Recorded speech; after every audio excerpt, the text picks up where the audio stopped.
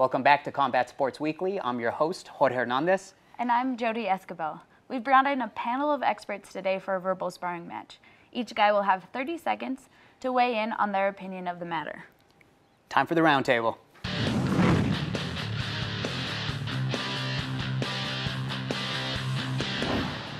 Introducing first, he's a striking coach from Jackson's Winklejohn MMA, Brandon Six Gun Gibson. Welcome, man. It's a pleasure to have you. Thanks for having me, guys. I won't pull any punches.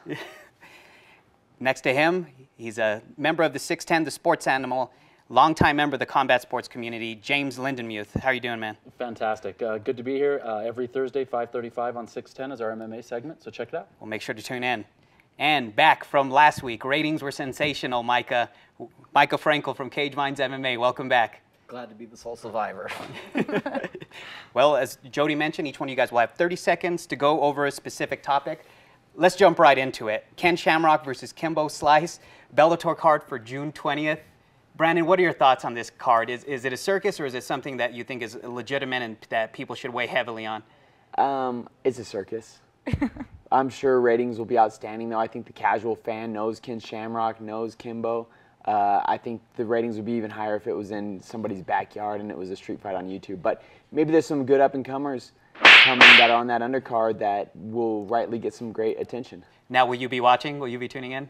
I'll probably be studying tape on some top-level UFC fighters that day. Great. James, same question. How do you feel about this contest, and is it something that you've been waiting for? I mean, the guys are 51 and 41. Well, I don't know that it's something that anybody's been waiting for. Two different ways that you can look at it, though. Yeah. From the fight side of it, of course, it's a circus. You know, no one really ever wanted to see this matchup. From an economic impact, is it going to really generate some revenue? It absolutely is. So I understand why the fight was put together. I just don't. Will I be watching? Probably not. I'll probably be, you know, studying tape or playing with my kids, to be perfectly honest. Very quickly, a winner. Kimbo should win this fight. Whether he does or not, I don't know. He should. Mika, your excitement, you're a hardcore MMA guy, and I'm sure these guys were your favorite at some point or someone you followed strongly. Followed them strongly, watched it. My first thought when I saw this, though, was why? It looks like the death of Bellator, and I wish they could make such a big announcement in a press conference for, you know, Will Brooks or Brandon Hazley about defending their titles instead of promoting two guys that are washed up and going for direct money grabbing, saying that you're the #2 organization in the world and really doing something that was CBS trying to pull MMA fans in. And it's lackluster to me. I'll watch the card. Jody? Fighting a boatyard. Wow, that was really good. I say you won that round.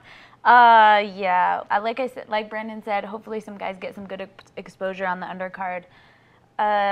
Kimbo Slice and Seth Petrozelli had one of the biggest, highest ratings in MMA history, and I can see why they brought Kimbo back. I mean, whatever. Is this fight 5 years too late? It's too late altogether. I don't care. 25 years? 25 years too late? Well, I mean, it's something that we'll have to look forward to, but I mean, quickly, let's jump into our next topic here. Premier boxing champions bringing boxing back to network television, NBC, first time in nearly 30 years. Brandon, I know you're a big boxing fan. Talk about this importance, especially with boxing having this resurgence. I think it's going to be great. Primetime on NBC. The great Sugar Ray Leonard will be commentating on it. You know, it's a throwback to another era of boxing, and anything that gets more eyes on MMA and boxing, I think, is good for all of us. So I'll be tuning in. I'll be watching, and I'm excited. Quickly, the two guys, the two matches, Keith Thurman, Robert Guerrero, Adrian Broner, John Molina. Do you think any winners will come out of that, or who are you looking for? Yeah, I'm excited to see Broner. I'm definitely a fan of his showboating style, so I'm excited. Yeah, I know you're a strong follower of both MMA and boxing.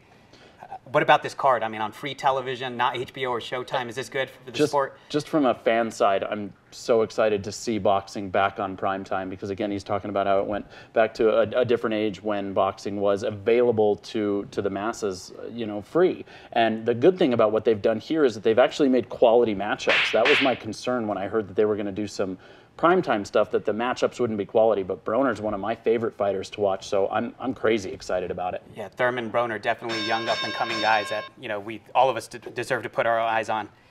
You, Mika, how do you feel about this being on network TV? It's a model that, of course, UFC is doing a lot with Fox. What do you think about it with boxing?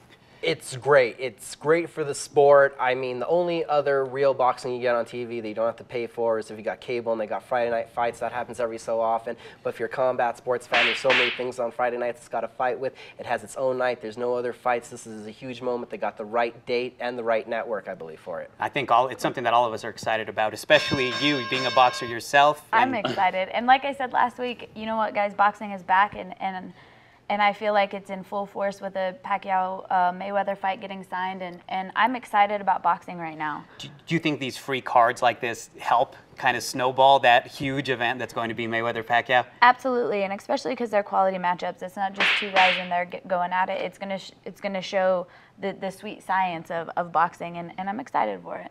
Yeah. I think, Thurman, this is his time to shine, especially if he's hoping to be that next pay-per-view star. So we move on to the next topic. Heck of a weekend for women's MMA, historic.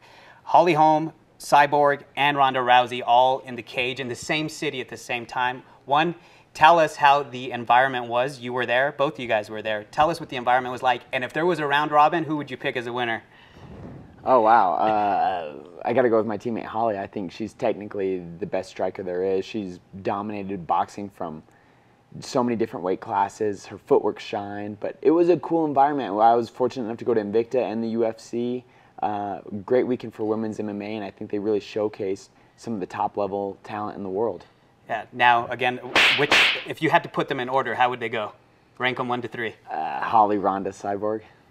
Yeah, not surprising that you put Holly up there. I mean, you might have a different opinion. How do you feel about that?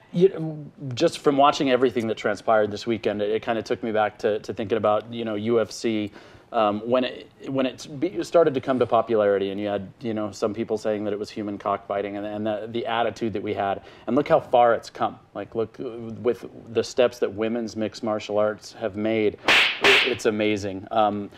Do I think Holly can beat Ronda right now? I won't tell her to her face, but no, I don't. I think there's a little more developing that needs to be done. What she does have going for her is, like you were saying, she's one of the most dominant, if not the most dominant female boxer of all time, and she's got the greatest coaching staff, in my opinion, in the history of mixed martial arts. That's a recipe for winning. So I think she can win that fight. Yeah, Micah, you have some short time here, but your thoughts? You have about 15 seconds. Holly needs more experience before she can beat Ronda. Cyborg needs to make weight at 35 before we talk about a round robin at bantamweight. Side rake, Ronda at the top, still arm-barring everybody. It was a great weekend. Also, women's MMA out of Mexico, they look great too this weekend. Yeah, and very quickly to you also. I mean, obviously, might have a sense of bias here, but... Yeah, absolutely. You know what? Invicta threw another amazing card with amazing athletes, and like you had mentioned, the Mexican women on the Invicta card were outstanding. And I think they're two to watch out for. As far as Holly, I think she did great. I think she fought a great fight, a very smart fight. And I think that's what will take her to the title shot, is her patience and her knowledge and her demeanor in the ring. She waits, and she's so smart. She's just so smart. She fought a great fight. And then she'll have the title in no time. Before we wrap up, from each one of you guys, yes or no, should they fight at a catch weight? No. Yes or no? No. Why not? Okay. Talking about making money. Yeah.